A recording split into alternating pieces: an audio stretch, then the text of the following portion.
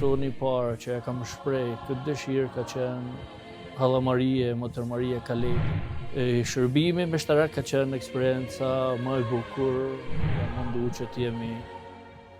afër atyre që në një mënyrë kanë humbur shpresën. Karizma ime t'jetë kjo në gjurmët e nanes tonë Tereze. Kam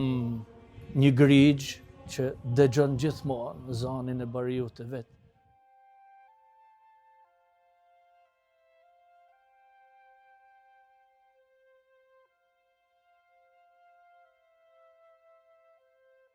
«25 vite ecje me Zotin,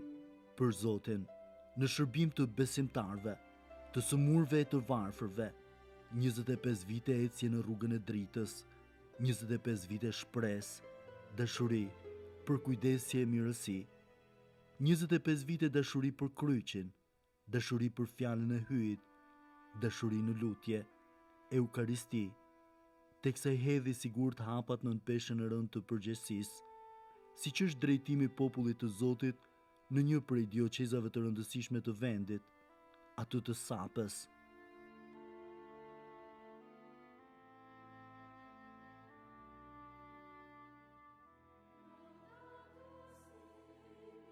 Monsignor Simon Kulli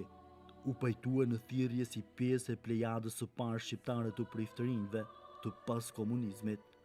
atëherë kur etja për fe gëlonte ndër shqiptarët.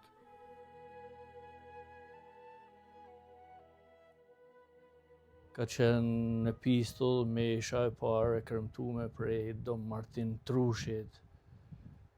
një prift që ka vuajtur në përburgje shumë vite. E aty ka lind pastaj dëshira që duke pa vuajtjen dhe kërmtimin e meshës, ku kishte vendos zemrën e tij mbi alter,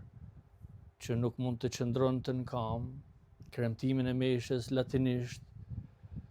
nga I moment me ka lind diçka në zemër që pse mos t'jem unë një I ri që një të nesërme mund ta zëvendësoj këtë meshtar në kishën e popullit shqiptar. Duket se Zoti e kishte bekuar që në vogli, teksa u pagëzua prej Motër Marie Kaleta, të cilës fati e deshi, t'i besonte dhe vendimin për ndjekjen e seminarit. Personi I parë që e kam shpreh këtë dëshirë ka qenë Halla Marie, Motër Maria Kaleta, një motër e vjetër e cila me ka pagëzu një javë masi kam lind. Ai ka qenë personi I parë që e kam shpreh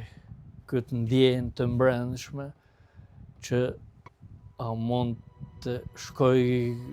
në rrugën e meshtarisë.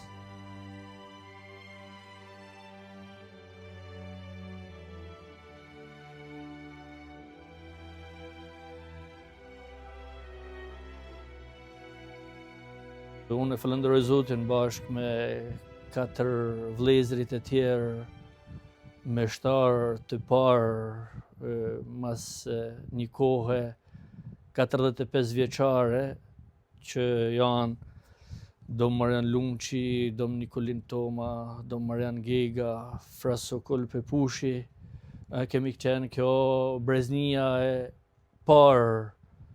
e shugurimeve meshtarake në vendin tonë, në kishën tonë.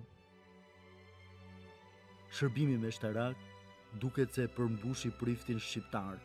teksa I bindur në vendimin që kishte marrë, tashmë ja kishte vënë në dispozicion gjithë qenien e tij Zotit.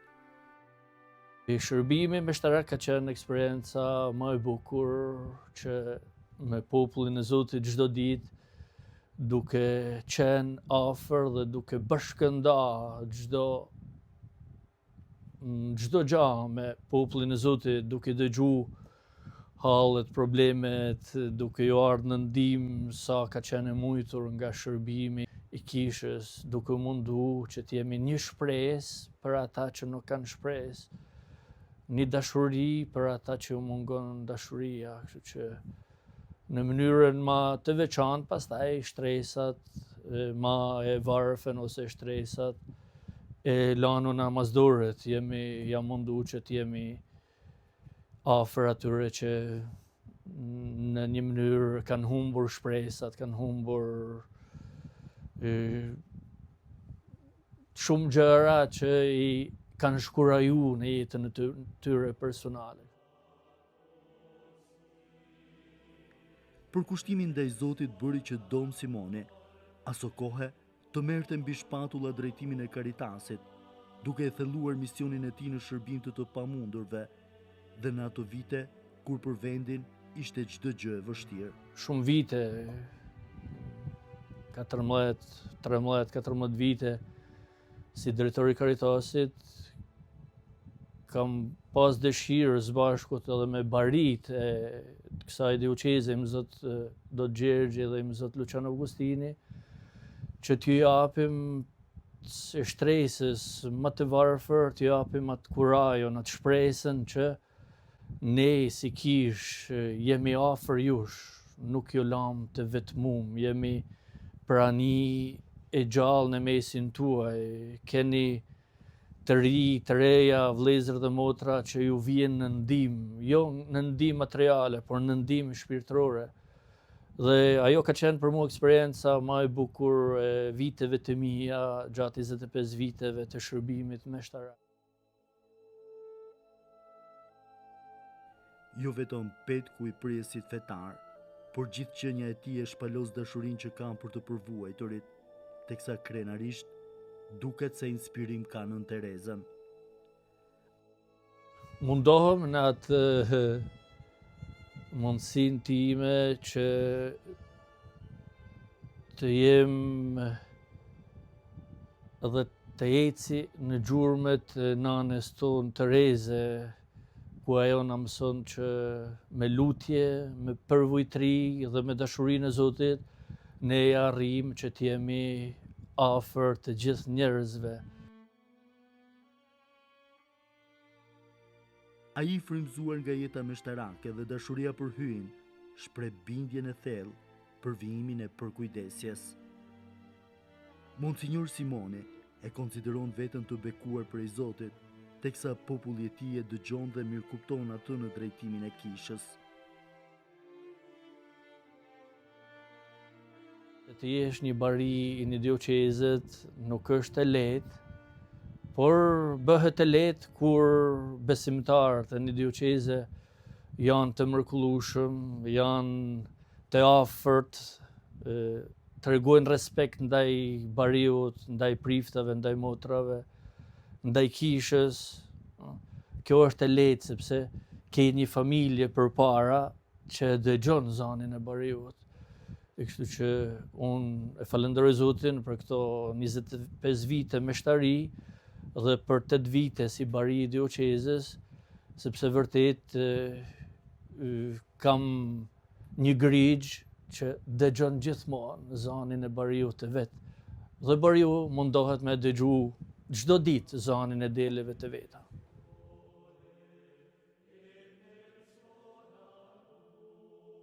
Çdo ngjarje e bukur e kishës për Imzot Simon Kullin është një moment i lumtur, teksa në këtë 25 vjetor të shëgurimit meshtarak, ai nuk i fsheh as qastet e tij të vështira. Momentet e vështira për mua ka qenë kalimi në amshim i Monsinjor Lucianit, bariu para meje të kësaj dioqeze. Ka qenë vërtet një moment i vështirë, sepse kam kalu vërtet me të dy i peshvit, kam kalu një kohë të mrekullueshme që ato me kanë rrit,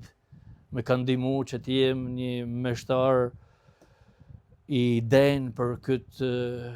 grigj të Zotit, që momenti i vështirë ka qenë kë. Pastaj, para pak muajve, moment tjetër i vështirë ka qenë kalimi në amshim i Papës Franceskut, që vërtet e kam njoh personalisht dhe kam pas komunikim të mrekullueshëm si bab dhe bir mes njëri tjetrit. Bile takimin e fundit në janar, me 14 janar të këtij viti që e kam taku, me thot a jeti ai personi prifti që të ka pagzu Motër Maria Kaleta, po unë jam. Kështu që këto dy momente kanë qenë ato të vështira që nuk po i mshehi me thonë që nuk kam momentet e vështira. Mund të ketë pas ndonjëherë dhe momente gjatë jetës meshtarake, momente të vështira, por çdo vështirësi vetëm të bën më të fortë. Sot, më shumë se kur, duket se është koha për një falënderim ndaj të gjithë atyre që ja lehtësojnë peshën e rëndë të përgjegjësisë, Monsinjor Simonit. Falenderoj për bashkëpunim të ngushtë me shtarët, motrat, asistentat baritor, katekistat, bashkëpunëtorë të mi, të gjithë ato që mundohemi të japim një denësi të vërtet të kësaj dioqeze në të gjitha dimensionet. E sigurisht si gjithnjë, dhe sot bariu i mirë i Sapes ngre zërin për popullin. Kisha nuk hesht përballë këtyre fenomeneve që i hasim çdo ditë në jetën tonë të përditshme, por kisha është një za e cila thërret dhe dëshiron që çdo i ri, çdo e re, çdo person mos të braktisin këtë vend të bekuar nga Zoti, edhe pse nganjëherë rastet e vështirësive ekonomike, vështirësive të tjera, papunësia, shumë gjana, është e rëndësishme që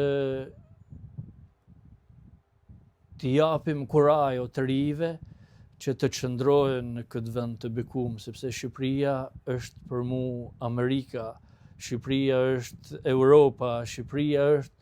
një nga vendet më të bekuar nga Zoti, ku gjithçka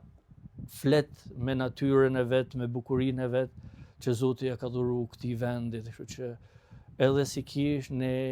e ngrem zërin që familjet tona, të rinjt tonë të rrinë në këtë folen ku kemi lind dhe ku do të rritemi dhe ku do të vdesim për këtë vend të mrekullueshëm që Zoti na ka dhuruar. Urimi i tij është prej një zemre të lidhur me Zotin e në shërbim të tij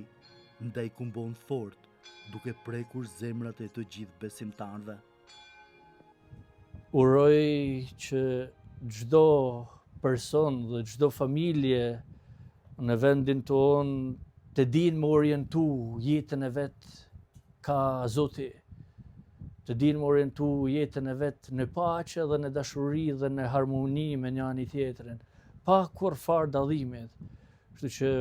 dëshiroj dhe uroj që vërtet kjo paqe dhe kjo dashuri që botës sot më mungon ta gjejnë tek secili person, duke u tregu me njëri tjetrin vëlla dhe motër, shok dhe mik.